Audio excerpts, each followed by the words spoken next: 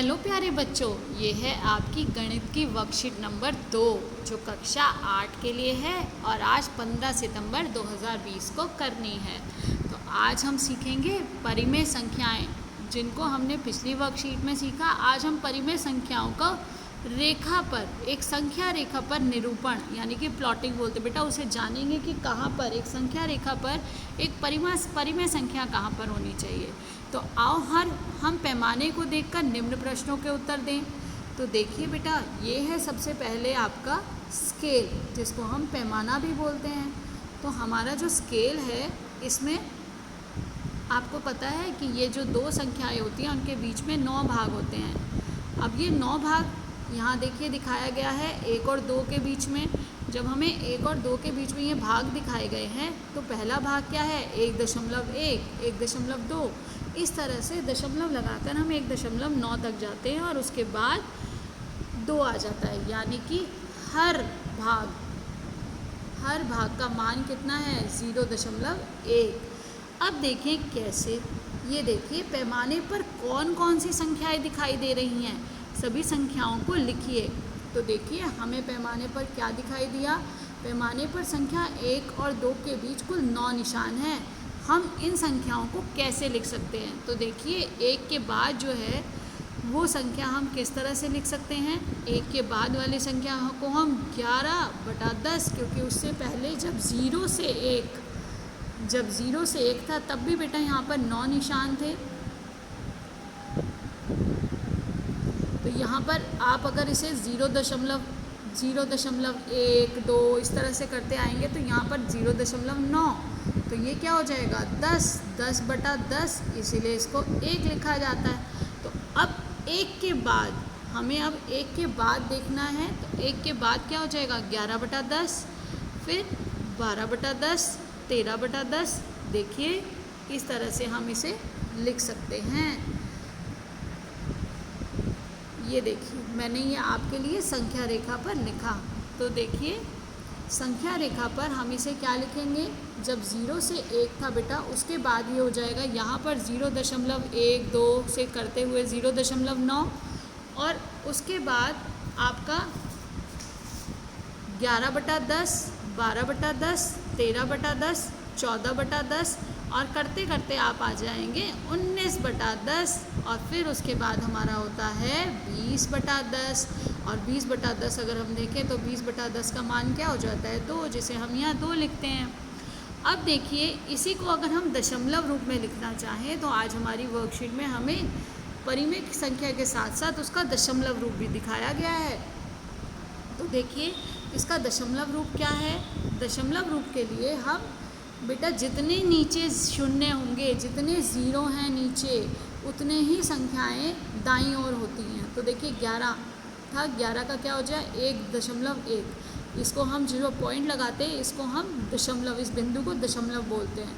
अब 12/10 को क्या कह सकते हैं 1.2, 13/10 को 1.3, 14/10 को 1.4, 15/10 को 1.5, 16/10 को 1.6, 17/10 को 1.7, 18/10 को 1.8 और 19/10 को 1.9।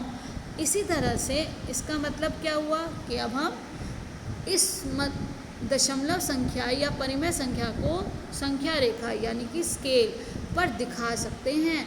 हम उपरोक्त संख्या में से संख्या 1.4 लेते हैं। अब देखिए अगर हमने संख्या 1.4 ली तो कहाँ आएगी, 1 के बाद पहला 1.1, दूसरा 1.2, तीसरा 1.3, और ये आ गई हमारी 1.4। ये हमारी संख्या है 1.4, जिसे हम 14/10 भी लिख सकते हैं। अब देखिए हमें यहाँ पर टेबल में करना क्या है। आज की वर्कशीट में हमें करना है, यह हमें एक उदाहरण दिया गया है। पहला उदाहरण हमें दिया है 1.7, जिसे हम परिमेय संख्या 17/10 लिख सकते हैं।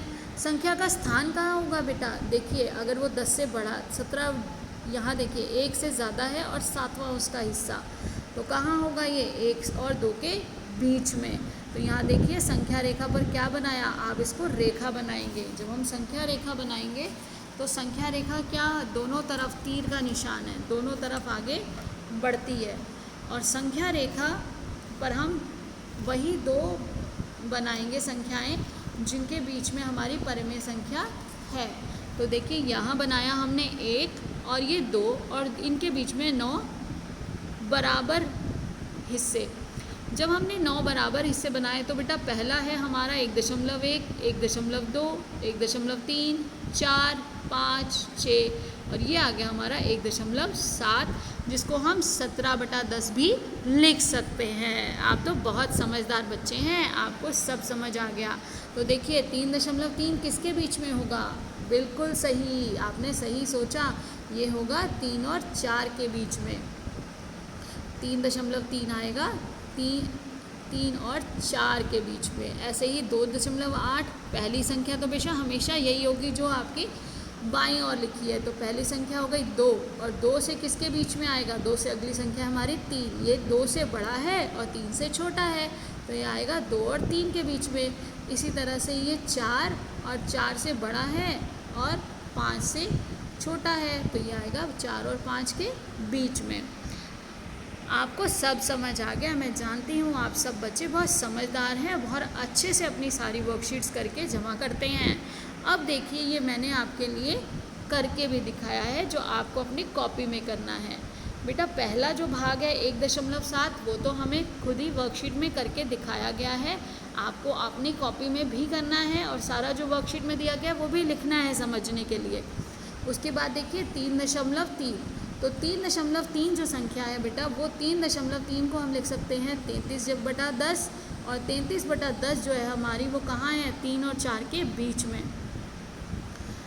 अब यहाँ पर लाइन भी डाल सकते हैं। 33/10 को हमने जब लिखा 3.3 या 33/10 तो ये किसके बीच में हमने जाना? 3 और 4 के। तो हमने संख्या रेखा यहाँ पे ऐसे तीर का निशान बना सकते हैं आप।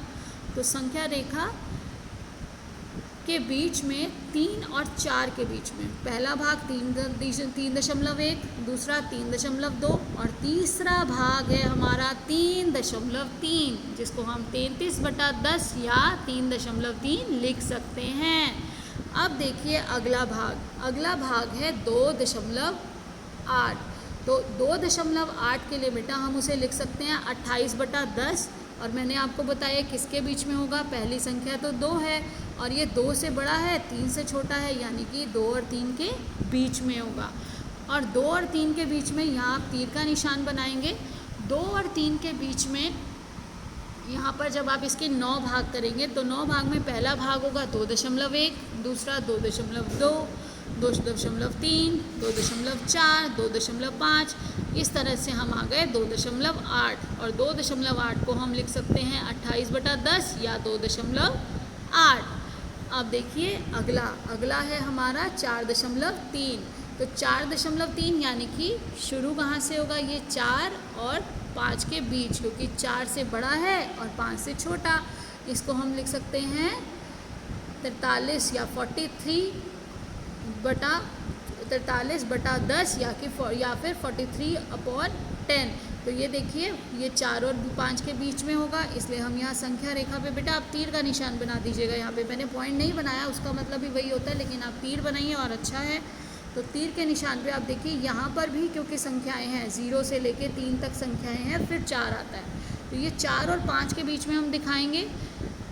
आप पूरी भी बना सकते हैं, लेकिन शॉर्टेस्ट और कम समय में जो हमें पेपर में इसमें भी फुल मार्क्स मिलेंगे। तो आपको जितना आपको ज़रूरी है उतना आपको बताया, आपको डायरेक्शन दी गई है, आप बच्चे इसे और भी अपनी क्रिएटिविटी से और भी अच्छा भी कर सकते हैं। तो ये देखिए 4 और 5 के बीच में आएगा, तो 4.1 पहला भाग, दूसरा 4.2, तीसरा 4.3 और हमारा 4.3 यहाँ पे हमारा आएगा 4.3। ये गलती से बेटा 4.4 उसके बाद लिखा गया है, तो यहाँ आपको क्या लिखना है? 4.3। हमारा तीसरा भाग चाहिए हमें 4.3। अब देखिए ये थी हमारी आज की वर्कशीट और आप सभी बच्चों को अपनी किताब के पाठ परिमेय संख्या से ज़रूर प्रश्न करने हैं। और बेटा जब आप प्रैक्टिस करेंगे तभी आप अच्छे से इसको कर पाएंगे। ज़्यादा से ज़्यादा अपने संख्याएं ढूंढिए और अपने भाई बहन मम्मी पापा से पूछिए कि जानिए और क्विज़ की तरह खेलिए। आप खेल खेल में बहुत कुछ सीख जाएंगे और आप इसे एंजॉय भी करेंगे। इसलिए सीखते रहिए, मुस्कुराते रहिए। धन्यवाद।